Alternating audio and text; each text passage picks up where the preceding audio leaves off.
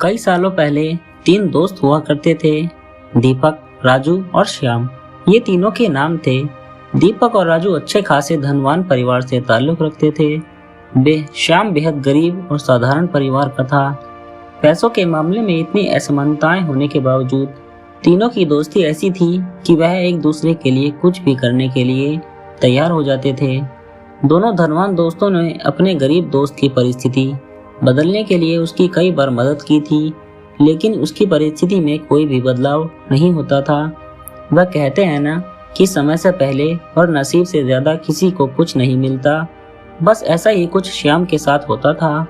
तीनों ही जवान हो गए। दोनों धनवान दोस्त अपना अपना व्यापार अच्छे से करने लगे और पहले से भी ज्यादा धनवान बनते चले गए। श्याम की हालत बद से बदतर होती गई। अपने दोस्त की बिगड़ती हुई हालत देखकर दीपक और राजू ने उसके लिए कुछ करने का फैसला किया।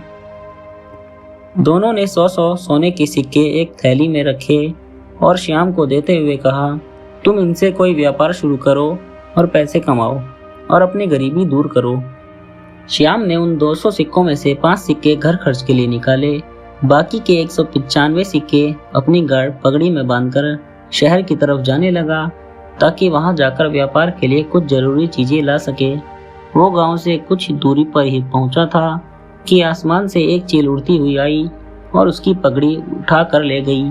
श्याम ने उसका काफी पीछा किया, लेकिन चील इतनी ऊंची और तेज उड़ी कि उसको आखिरकार हार मानकर अपने घर लौटना पड़ा।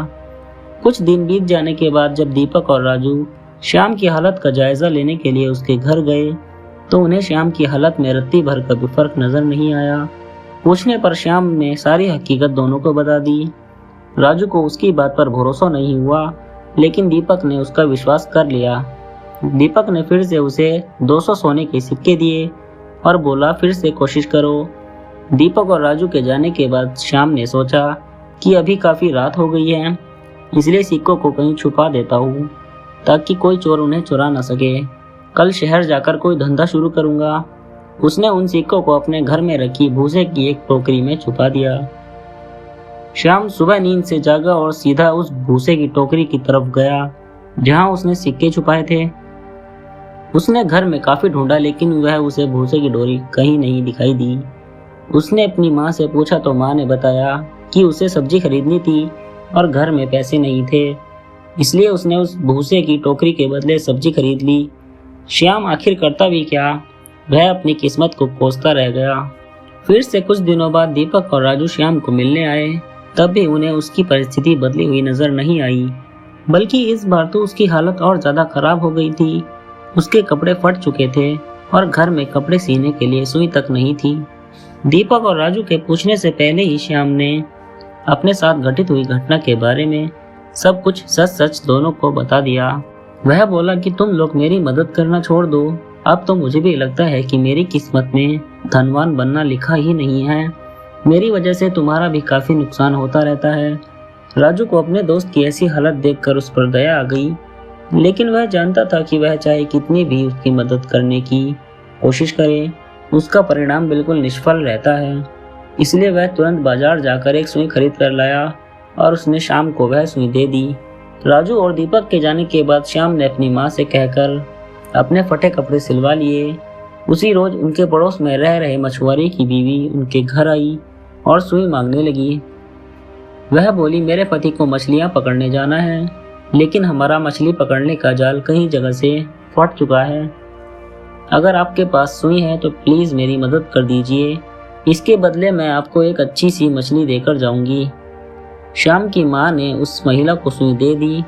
अगले दिन वह महिला एक बड़ी ही मछली के साथ उनके घर आई और उन्हें धन्यवाद देते हुए सुई और मछली उनको देकर चली गई। श्याम की माँ ने जब मछली को पकाने के लिए काटना शुरू किया तो उसके पेट में से चमकीला पत्थर निकला। श्याम को पत्थर कीमती जान पड़ा, इसलिए वह जौहरी के पास जाकर उसकी जांच कराई तो वो बेहद कीमती हीरा था। उसको बेचकर श्याम को 20,000 सोना मोहरें मिल गई।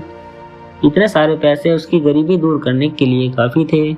उन पैसों से उसने अपने लिए एक अच्छा घर खरीदा, काफी सारी खेती करने लायक जमीन और एक बगीचा भी, साथ में कई सारी गाय भैंस खरीदी ताकि दूध का व्यापार शुरू कर सके। हमेशा की तरह कुछ दिनों बाद जब उसने दोस्त राजू और दीपक उससे मिलने आए तो उसकी बदली हुई परिस्थिति देखकर दोनों दंग रह गए।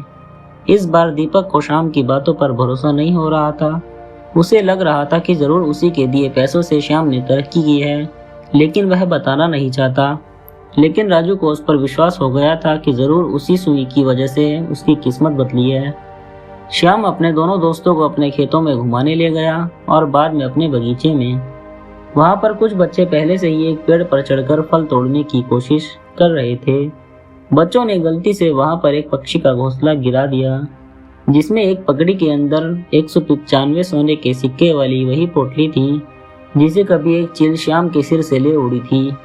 उसे लेकर जब तीनों दोस्त घर को लौटे तब श्याम की माँ गाय भैंसों को भूसा खिला रही थी और उसी दौरान भूसे की एक टोकरी से वह 200 सोने के सिक्के भी निकले जो श्याम ने कभी अपने पुराने घर में भूसे की टोकरी में भी छिपाए थे।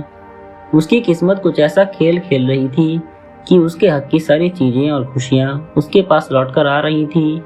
नसीब चमकने की वजह से श्याम तो खुश था ही, लेकिन उससे भी ज्यादा खुश थे उसके दोनों अच्छे और सच्चे मित्र।